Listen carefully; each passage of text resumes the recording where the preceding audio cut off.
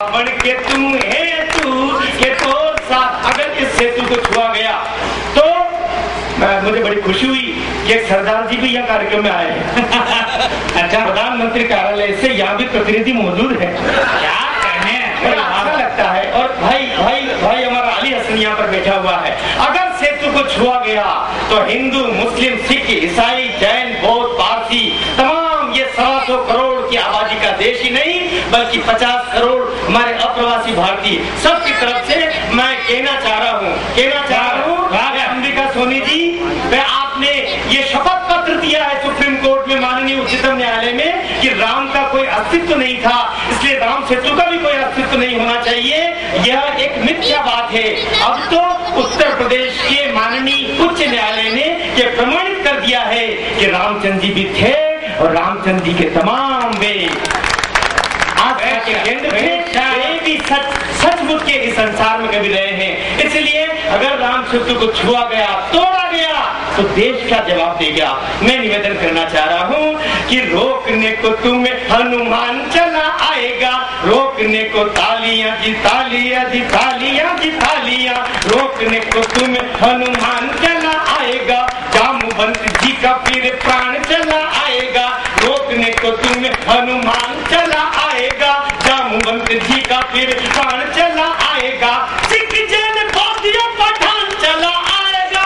आखिर तक जो छोटा बेटे हैं मैं उनको राम की शपथ दिलाता हूँ, इस अंतिम पंक्ति पर आपकी ताकत और आपकी तालियों की गुंजार उनको गलत निर्णय करने पर रोक सकेगी। इससे निवेदन करें रोकने को तुम्हें हनुमान चला आएगा, जामवंत जी का फिर प्राण चला आएगा, सिख जैन बौद्ध पठान चला आएगा, सिख जैन बौद्ध पठान चला आएगा, सेतु को बचाने हिंदुस्तान चला आएगा। राम ने बनाया सेतु कि तुम क्या तोड़ोगे, रावण के तुम है बोलिए सिया और रामचंद्र की। अब क्या सोच रहे थे मैं बैठ जाऊंगा? ये भैया जिसको ढूंढ रहे हैं वो भी गलत ढूंढ रहे हैं, कोई तकलीफ नहीं। मुझे तो पता था एक कवि खिचड़ी जी, एक कवि इतनी लंबी कविता सुना रहा था, इतनी लंबी कविता बीच बीच में सांस लेनी पड़ती है, इतनी लंबी ये हार उतार देता हूँ, ऐसा लग रहा है जैसे कि बकरा ईद पर बकरे को बना दिया। क्या कहे, एक कवि इतनी लंबी कविता सुना रहा था खिचड़ी जी, इतनी लंबी कविता सुना रहा था कि सामने एक श्रोता बैठा था, वो सुनते सुनते ही मर गया। वो मर गया तो फिर उस पर केस चला। जज ने कहा कवि इतनी लंबी कविता सुनाई, अब तुझे फांसी होगी, कोई अंतिम इच्छा हो तो बता। बोला महाराज वही कविता आपको सुनाना चाहता हूँ। सही बात, कवि को अगर मौका मिलता है तो ऐसी स्थितियां बनती है। एक बात और बढ़िया तरीके आपको सुन रहा है, मैं एक 4 पंक्तियां सुनाने की हिम्मत कर रहा हूँ। स्वागत, मेरी निरपेक्षता पर संदेह मत कीजिए। मैं सरकारी नौकरी करता हूँ, हाँ, और वो भी सरकार इतना देती है, वो जो सुना रहे हैं वो भी हिम्मत देखिए अपने के सामने। इतना जब मैंने कहा कि तुम खिचड़ी और मैं खिचड़ा हूँ, तो इसलिए कहना चाह रहा हूँ कि 4 पंक्तियां सुना रहा हूँ। आतंक से जूझते इस देश की निगाह कहाँ जाके थम रही है। आपको लगे, अब मैंने बताया कि मैं निरपेक्षता से बात कर रहा हूँ। भारत माँ का बेटा जो सोचता है तमाम धर्मों से ऊपर उठकर, तमाम जाति के वोटर दलों से ऊपर उठ करके मैं दल का नहीं दिल का आदमी हूँ, इसलिए तो निवेदन करना चाह रहा हूँ। त्राही करने लगी है मातृ भारती भी, वंदे मातरम वाला गान सौंप दीजिए। त्राही करने लगी है मातृ भारती भी, वंदे मातरम वाला गान सौंप दीजिए। और कश्मीर से लगा के कारगिल घाटी तक एक बार पूरा हिंदुस्तान सौंप दीजिए। राणा जी के चेतक में फूंक कर प्राण फिर, राणा जी के चेतक में फूंक कर प्राण फिर, शिवाजी की फिर से कृपाण सौंप दीजिए। और देश से आतंकवाद खत्म करना है यदि, एक बार मोदी को कमान सौंप दीजिए। एक घंटा रखना चाह रहा हूँ, मैंने निवेदन किया है, खरी बात, क्योंकि मैं वो पढ़ता हूँ इसको पढ़े बगैर मैं जी नहीं सकता। मैं एक निवेदन करना चाह रहा हूँ। 7 सितंबर 2006 को एक फरमान जारी हुआ था। उस फरमान ने तिल मिला के रख दिया कई राष्ट्रभक्तों को। साथ स्वर्गीय अर्जुन सिंह जी की स्मृति को मैं प्रणाम करता हूँ, उनकी हिम्मत को प्रणाम करता हूँ। मानव संसाधन मंत्रालय को संभालते हुए उन्होंने कहा कि 7 सितंबर 1906 को कलकत्ता के अधिवेशन में वंदे मातरम का पहली दफे गान हुआ था कांग्रेस के अधिवेशन में। अब 7 सितंबर 2006 को पुनः 100 साल हो रहे हैं, इसका शताब्दी वर्ष है। पुनः पूरा देश एक साथ वंदे मातरम का गान करेगा। आपको, हमको सबको पता है, जो जहां खड़ा था गृह मंत्रालय की तरफ से, मानव संसाधन मंत्रालय की तरफ से, भारत सरकार की तरफ से ये फरमान था, इसलिए जो जहां था ठीक 11 बजे घड़ियाल बजा म्युनिसिपालिटियों के और हमने वंदे मातरम का गान किया। पर 2 लोग केंद्र सरकार के द्वारा आहूत उस कार्यक्रम में, उन्हीं की सरकार के नीचे होने वाले उस कार्यक्रम में सम्मिलित नहीं हुए जहां वंदे मातरम का गान हुआ। उस समय वे थे एक सोनिया गांधी जी और दूसरे थे हमारे डॉक्टर मनमोहन सिंह जी। सोनिया जी नहीं गई उस कार्यक्रम में, मुझे दुख नहीं हुआ क्योंकि वंदे मातरम के माने वे उतना नहीं जानती है, इस देश को भी समझ रही है। पर हमारे मनमोहन सिंह जब नहीं गए तो दिल टूट गया और लगा कि कहीं हमारे राष्ट्रभक्तों का अपमान हुआ है, इस गान का अपमान हुआ है। तब जो मैंने 6, 8, 10 पंक्तियां बराबर पीएमओ तक पहुंचाई, वो पंक्तियां आपके सामने रखना चाह रहा हूँ। दर्द आपके सामने रख रहा हूँ, आपका दर्द मेरे दर्द से जुड़ जाएगा, तो मेरी यात्रा यहाँ तक जो मैंने की है वो सार्थक हो जाएगी। 7 सितंबर वंदे मातरम पूरे देश ने गाया है।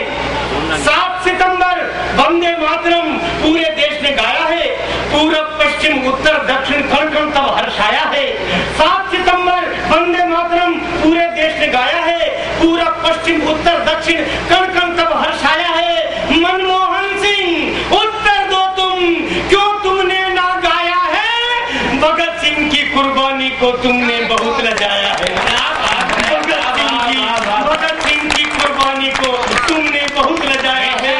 अरे वंदे मातरम जिसको गाकर फांसी पर वे झूल गए, वंदे मातरम जिसको गाकर फांसी पर वे झूल गए, वीर शहीदों के उस जज्बे को कैसे तुम भूल गए? क्या बात!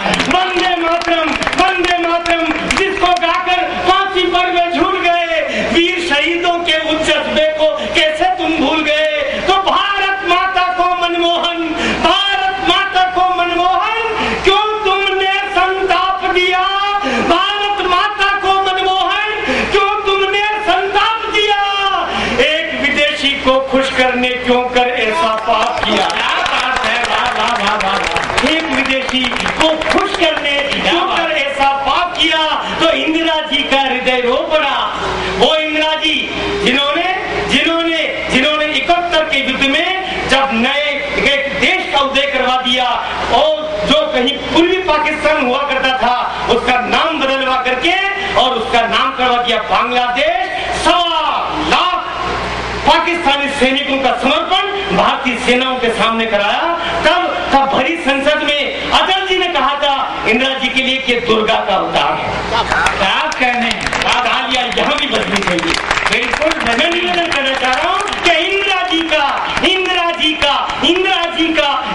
जी का हृदय रो पड़ा, उनका शीश झुकाया है। भगत सिंह की कुर्बानी को तुमने बहुत लजाया है। और वंदे मातरम आजादी की एक कहानी है मोहन, वंदे मातरम आजादी की एक कहानी है मोहन, भगत सिंह की खून खोलती एक जवानी है मोहन। वंदे मातरम गंगा जी का कल कल पानी है मोहन, और इस नारे पर न्योछावर हर हिंदुस्तानी है मोहन। क्या कहने भैया, बोलिए वंदे इस नारे पर न्योछावर हर हिंदुस्तानी है मोहन।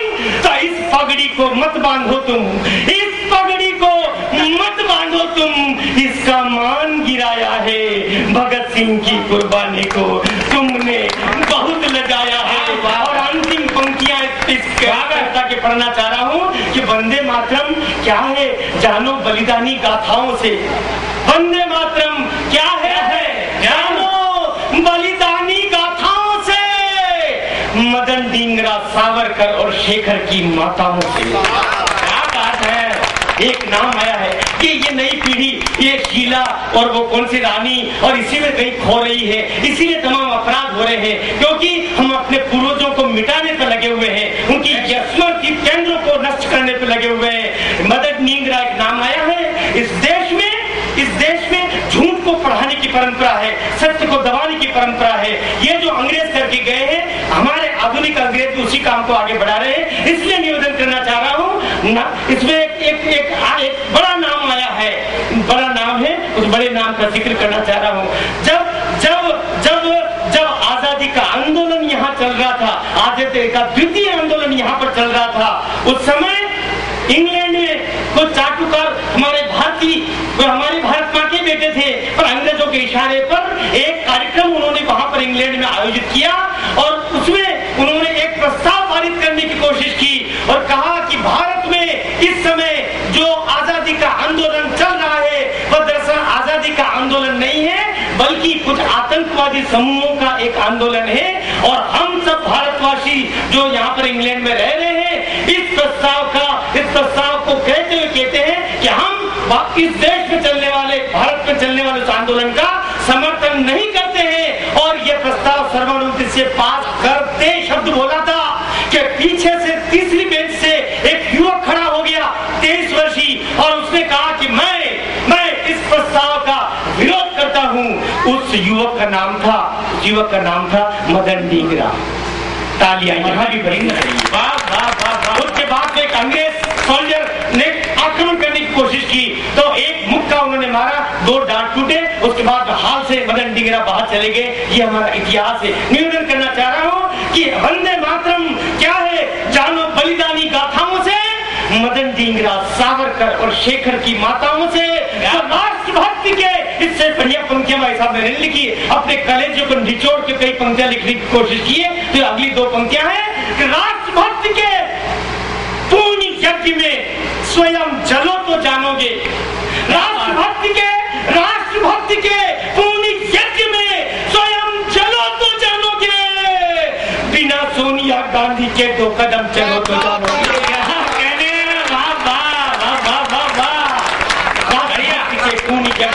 स्वयं चलो तो जानोगे, बिना सोनिया गांधी के 2 कदम चलो तो जानोगे।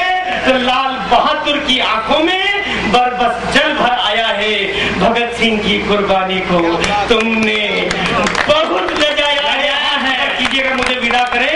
भारत माता की आप ऊपर उठने चाहिए, तब जाकर के आपकी हुंकार लाल किले की दीवारों से टकराएगी। भारत माता की, भारत माता की, भारत माता की। जातियां भला कौन सेकेगा। आपका ध्यान चाहूंगा मैं, चाची कितनी बड़ी कवित्री, आपको अंदाजा लग जाएगा कि बुझते तवे पे चपातियां भला कौन सेकेगा। अरे जवानी मैंने देखी है, तेरा बुढ़ापा कौन देखेगा, बुढ़ापा कौन देखेगा। मैं बहुत ज्यादा वक्त नहीं लेता, मेरा सम्मान, मैं अपने आप को बहुत गर्वित महसूस कर रहा हूँ कि हिंदी कवि मंचों के इतने बड़े कवि को बुलाने का सुअवसर मुझे प्रदान हुआ है। मंच पर आमंत्रित करता हूँ मैं खिचड़ी जी को। अब ये आप ही अंदाजा लगा देना कि वो किस चीज की खिचड़ी है, बाजरे की खिचड़ी है, दाल की खिचड़ी है। आप देखो खिचड़ी जी।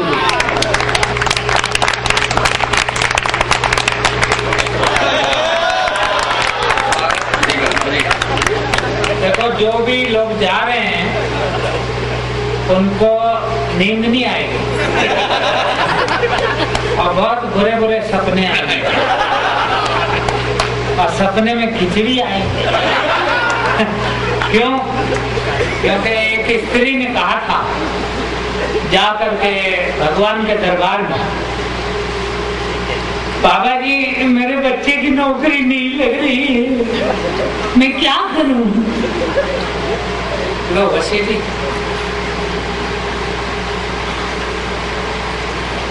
मेरे बच्चे की नौकरी नहीं लग रही है, मैं क्या करूं। तो भगवान बोले थे कि क्या आपने जीवन में कभी खिचड़ी खाई। उन्होंने कहा बाबा जी 3 महीने पहले खाई थी। इसीलिए रुकी हुई है कृपा। खिचड़ी खाओ और खूब तालियां बजाओ, कृपा आ जाएगी। बहुत अच्छा लग रहा है, आप हंस रहे हैं। असल में क्या, हंसता हुआ आदमी चाहे एक दांत भी ना हो मुंह में, फिर भी हंसता हुआ आदमी अच्छा लगता है। और रोता हुआ आदमी चाहे 32 के बजाय 36 दांत भी हो, फिर भी अच्छा नहीं लगता। इसलिए एक बात और कहते हैं कि हंसते हुए आदमी के पास कोई दुख भी कभी नहीं आता। कारण क्या? गधा किधर जाएगा? गधों में। गाय कहाँ जाएगी? गायों में। हिजड़ा कहाँ जाएगा? हिजड़ों में। दुख कहाँ जाएगा? दुखी आदमी के पास। सुख कहाँ जाएगा? सुखी आदमी के पास। जो आदमी हंसता है जीवन में उसके पास कभी भी दुख नहीं आता है। इसलिए आप हंसिए और मुस्कुराइए। हंसना जिंदगी है, रोना मृत्यु है। इसलिए मुझे कहना पड़ता है, मैं इसलिए कहता हूँ, गीत कविता छंद का पढ़ना पढ़ाना सीख लो। 2.5 अक्षर प्रेम का पढ़ना पढ़ाना सीख लो। चाहते हो 100 वर्ष तक स्वस्थ रहकर जीना अगर, तो खोल कर मुंह खुल के हंसना मुस्कुराना सीख लो। इसलिए हंसना जरूरी है। और एक 4 लाइन कह दूं, अगर आपको अच्छी लगे तो मेरा समर्थन देना। मेरे बाद स्वामी प्रकाश स्वामी जी को आपने सुना है और सराहा है। मेरे बाद स्वामी जी आएंगे और इस कार्यक्रम का अंतिम संस्कार करेंगे। तो मैं स्वामी जी को बुलाने के पहले मैं अपना क्रियाक्रम नहीं प्रस्तुत कर रहा हूँ। आप पूरा मुंह खोल के हंसिए और पूरी तालियां बजाइए, मेरा सम्मान कीजिए। 4 लाइन कहता हूँ कि सभी के जीने का अपना अलग अंदाज होता है। सभी के जीने का अपना अलग अंदाज होता है। कोई सीधा कबूतर सा तो कोई बाज होता है। अब उन्हें देखिए, आप लग रहा है जी बिल्कुल। इसलिए कहना पड़ता, मैं उन्हें श्रद्धांजलि इसलिए सुने कि सभी के जीने का अपना अलग अंदाज होता है।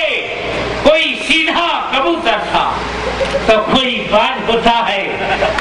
और आखिरी लाइन देखिए, इस पे ये ताली बजाने वाली सीन है कि कोई महलों में रहकर भी भिखारी की तरह जीता। कोई महलों में रहकर भी भिखारी की तरह जीता। कोई फुटपाथ पर भी बादशाह बेताज होता है। कोई फुटपाथ पर भी बादशाह बेताज होता है। अच्छा लगा? ये दिमाग का काम है। इसलिए हमसे लोग पूछते ही हैं, हमारी कविताएं सुनकर लोग हमसे पूछते हैं कि आप कितने पढ़े लिखे हैं। तो हमें ये कहना पड़ता है कि ये न पूछो कि हम कितने पढ़े लिखे हैं, बल्कि ये पूछो कि हम कैसे पढ़े हैं। तो लोग यही जानना चाहते हैं, चलो यही बताओ कि कैसे पढ़े, तो बताना पड़ता। आजकल के बच्चे स्कूल जाते हैं तो school rickshaw, school van, school bus और नहीं तो जुगाड़ से स्कूल जाते हैं। आप सब जानते हैं, जिन दिनों हम पढ़ते थे ना स्कूल वैन थी, न रिक्शा थी, न बस थी, न जुगाड़ था। सब पैदल स्कूल जाते। किंतु हम इतने होनहार थे कि उन दिनों भी कभी स्कूल पैदल नहीं गए। फिर आप सोच सकते हैं कि क्या हम बाई एयर जाते थे? नहीं, कदापि नहीं। होता ये था कि हमारे प्रिंसिपल सर हमें ससम्मान लिवा लाने के लिए 4 जवान लड़के भेजते थे। अच्छा, वो 4 जवान लड़के खोजते हुए हमारे घर पे ही जाते, तो हम घर पे मिलते ही नहीं। क्यों? क्योंकि हम पैदाइशी प्रकृति प्रेमी थे। तो फिर किधर मिल गए? प्रकृति के सानिध्य में, अर्थात खेतों में, खलिहानों में, बागानों में या नदी किनारे। अच्छा, अगर कभी शहर में आ भी गए, गलती से अगर शहर में आ भी गए, तो शहर की ऐतिहासिक इमारतों का अंदर बाहर से अवलोकन करते हुए पाए जाते थे। जैसे रेलवे स्टेशन, उसके अंदर या बाहर, बस अड्डा या पिक्चर हॉल, ऐतिहासिक इमारतों के अंदर या बाहर उनका अवलोकन करते हुए पाए जाते थे। वो 4 जवान लड़के खोजते हुए वहीं पर जाते और हमें ससम्मान 2 हमारे पैर पकड़ते थे और 2 हाथ जमीन में पैर नहीं लगने देते, सीधे स्कूल में लाके देते। अच्छा, आप समझे, स्कूल में भी हम किताबें पढ़ने में ज्यादा इंटरेस्ट नहीं रखते। क्यों? क्योंकि हम जानते थे कि थ्योरी के नंबर वैसे ही कम होते। आदमी, बच्चा प्रैक्टिकल के नंबरों से पास हो जाता, तो हम हमेशा प्रैक्टिकल में यकीन करते। ये तो तमाम योगाचार्य आज बाबा रामदेव आदि योगा सिखा रहे, हम तो पैदाइशी योगाचार्य, किंतु हमारा एक ही आसन, मुख्य आसन और प्रिय आसन था। वो आसन था मुर्गासन। तो भाई इसमें हंसने वाली कोई बात नहीं। सारे आसन कैसे हैं? मकरासन है नहीं, मकरासन, मकर के रूप में आसन, और मयूरासन, मोर के रूप में आसन। हमारा प्रिय आसन था मुर्गासन। आपने देखा होगा, आपने किया होगा, नहीं आपको नहीं आता हूँ।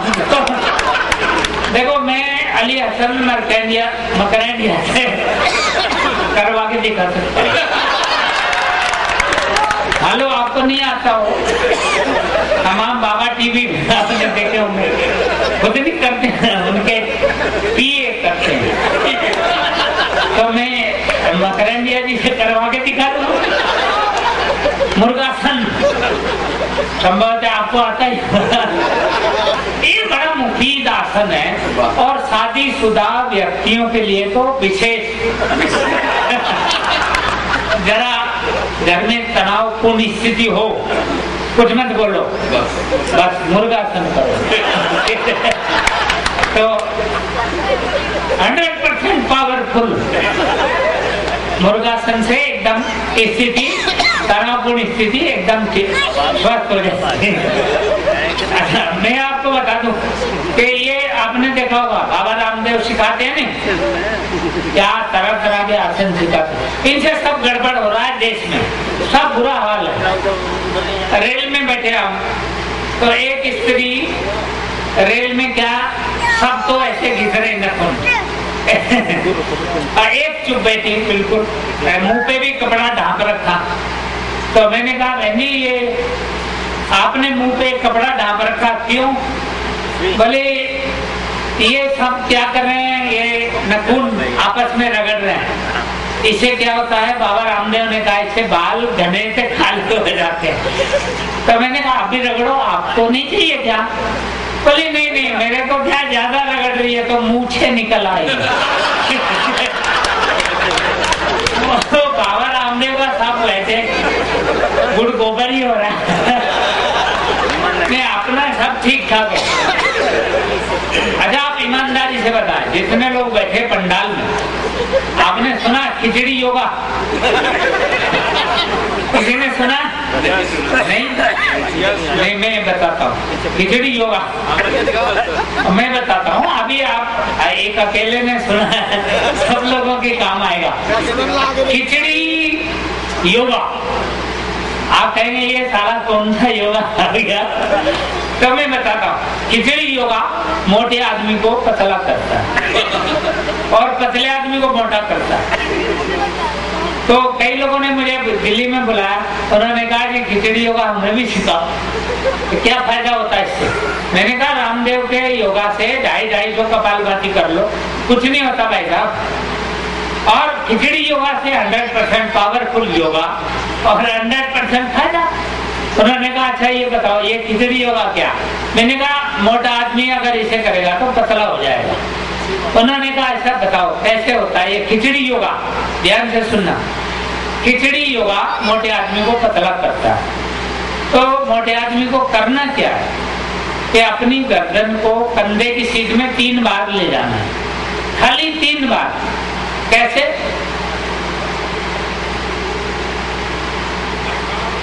ये 3 बार करना तो मोटा आदमी पतला होने लगेगा। अच्छा पतले आदमी को दूसरा योगा करना है, उससे पतला आदमी मोटा होने लगेगा। ये अपनी ठुड्डी है, इसको गले में जो गड्ढा है सभी के है, इसमें 3 बार टच करना। हाँ ठीक कर रहे हैं। देखो 3 बार टच करना है खाली ऐसे, ये 3 बार करना है तो पतला आदमी मोटा होने लगेगा। दिल्ली में तमाम पढ़े लिखे लोग और वो हैरान हो गए कि 250-250 कपालभाति किया और कोई फायदा नहीं हुआ। 3 बार करने से ही और मोटा आदमी पतला होने लगेगा और पतला आदमी मोटा होने लगेगा। ये करना किस वक्त है, मूल प्रश्न ही है।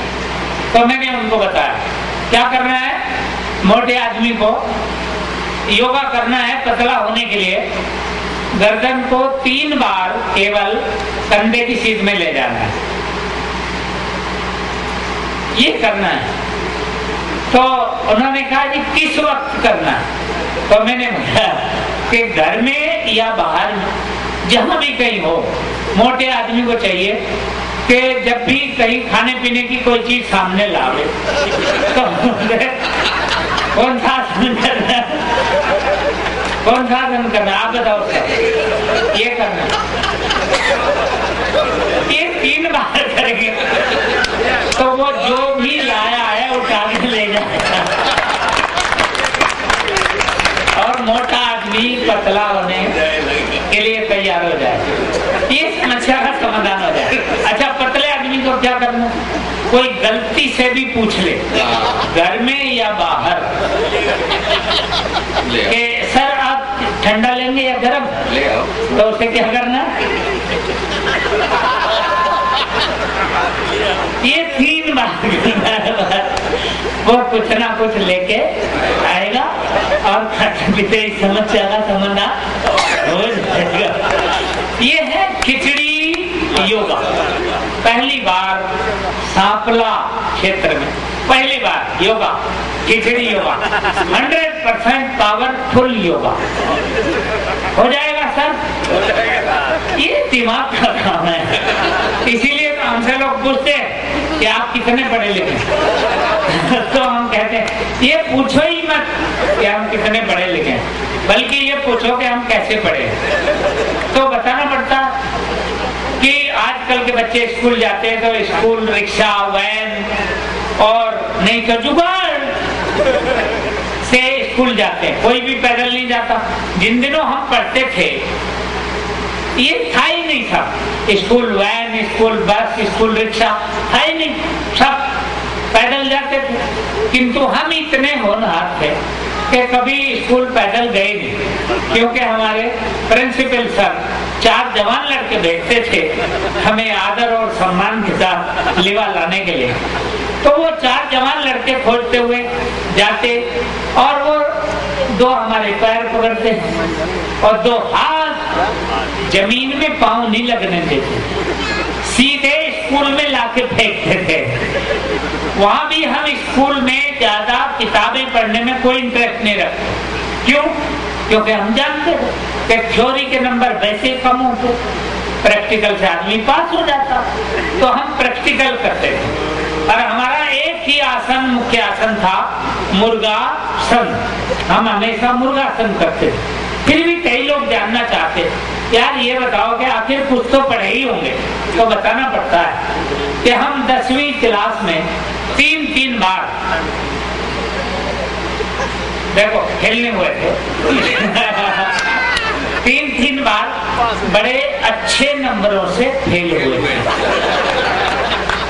फिर भी कई लोग जानना चाहते हैं, यार कुछ तो नंबर आए ही होंगे, तो बताना पड़ता है कि हमारा मामला हमेशा बराबरी पर छूटता है।